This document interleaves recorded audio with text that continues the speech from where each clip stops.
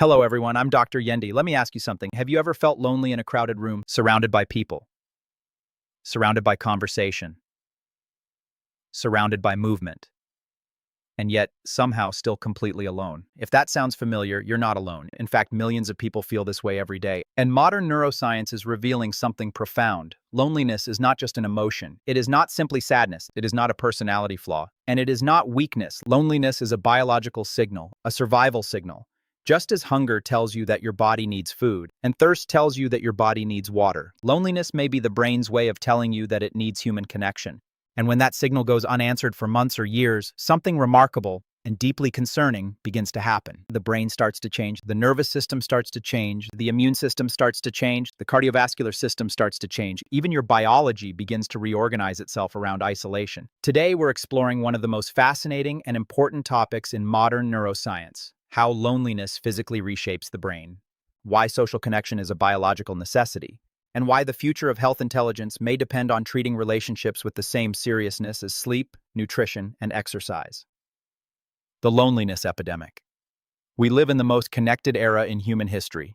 Billions of people carry smartphones. Social media connects us instantly. Video calls span continents. Messages cross the world in seconds. And yet, loneliness continues to rise. How is that possible? Because contact and connection are not the same thing. You can receive hundreds of messages, thousands of likes, dozens of notifications, and still lack genuine connection. The brain is not counting interactions. It is evaluating belonging, safety, trust, emotional resonance, and meaningful relationships. Your brain evolved for tribes. To understand loneliness, we have to go back. For most of human history, survival depended on belonging to a group. Isolation was dangerous. A person separated from the tribe faced predators, starvation, environmental threats, reduced chances of survival and reproduction. The brain evolved to treat social connection as a survival need, not a luxury, not an optional lifestyle choice, a necessity. That ancient wiring is still active today. Your nervous system still interprets social isolation as a biological threat, even when you are physically safe. The social brain. The human brain is, in many ways, a social organ. Large parts of our neural architecture evolved specifically for social life: understanding facial expressions, reading emotions, predicting intentions, building trust, maintaining relationships, cooperating with others. Our brains were shaped by connection, which means the absence of connection creates a kind of biological deprivation, a form of social malnutrition. What happens inside the lonely brain? When loneliness becomes chronic, the brain begins to adapt. Unfortunately, these adaptations are not always helpful. Researchers have found that chronically lonely people often become more sensitive to social threat. The brain grows more vigilant, more cautious, more defensive, and more likely to interpret ambiguity in a negative way. Imagine receiving a text message. A connected person may think they're probably busy. A lonely brain may think they're ignoring me. Same event, different interpretation. Loneliness changes perception. The amygdala goes on high alert. Deep inside the brain sits the amygdala. It's the brain's threat detection system. When social isolation persists, the amygdala often becomes more reactive, and the nervous system starts scanning constantly for signs of rejection. Judgment, exclusion, threat. This creates a vicious cycle. Loneliness increases vigilance. Vigilance increases stress. Stress makes connection harder, and the cycle reinforces itself. The prefrontal cortex begins to suffer. Now let's talk about the prefrontal cortex. This is the most advanced part of the human brain. It helps with decision-making, emotional regulation, impulse control, planning, empathy, social understanding. Under chronic stress and isolation, the prefrontal cortex becomes less efficient. The brain begins reallocating resources toward survival, less energy for growth, more energy for protection.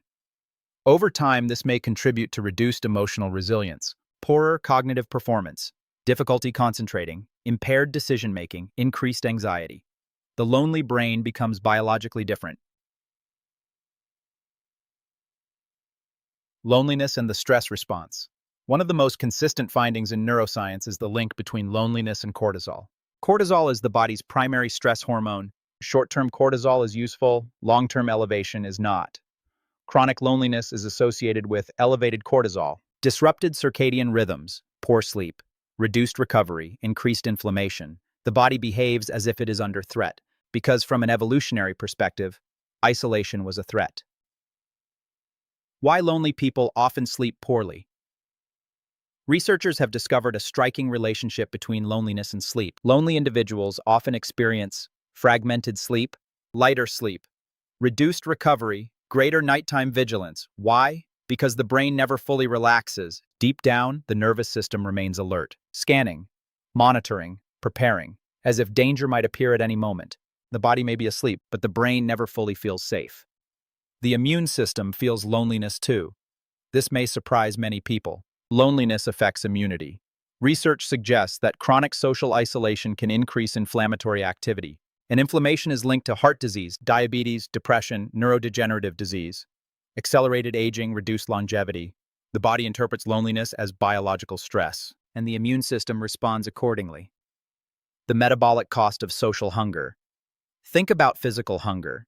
If you don't eat, your body changes, energy drops, hormones shift, performance declines. Loneliness may work in a similar way, except the missing nutrient is connection. Researchers increasingly describe loneliness as a kind of social hunger, a signal that an essential biological need is not being met. And just like physical hunger, ignoring it doesn't make it disappear. The cost builds over time. Synaptic pruning and the isolated brain. One of the most fascinating ideas in neuroscience is synaptic pruning. The brain is constantly strengthening some neural pathways and eliminating others. Use it or lose it. Social interaction stimulates countless neural networks: empathy, communication, emotional processing, perspective taking, relationship building. Without regular activation, some of these systems may become less efficient. The brain adapts to the environment it lives in. Connection strengthens social networks. Isolation weakens them.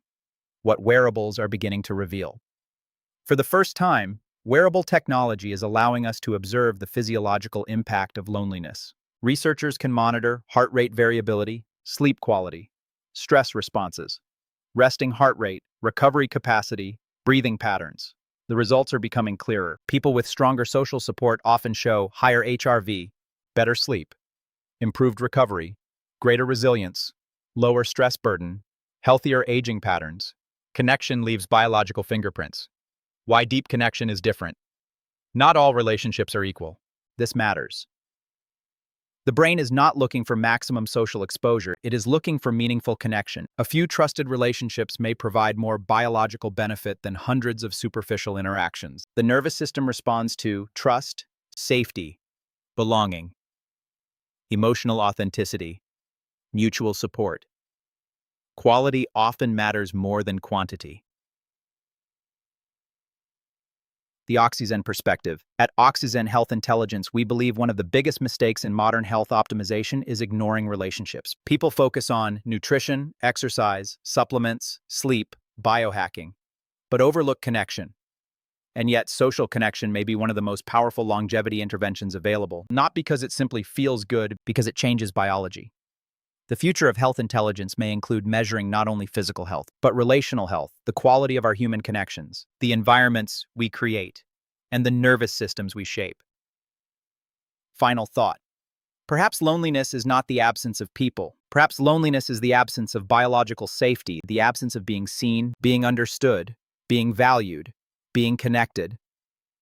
The brain evolved expecting those experiences, and when they disappear, biology changes. The remarkable news is that the brain remains adaptable. Connection can heal, relationships can heal, communities can heal, the nervous system can recover, because deep human connection is not a luxury, it is not optional. It is one of the fundamental requirements for human flourishing. Just as the body requires food, the brain requires belonging. I'm Dr. Yende, and this is OXYZEN Health Intelligence, helping you decode your biology, one insight at a time. Thank you for listening.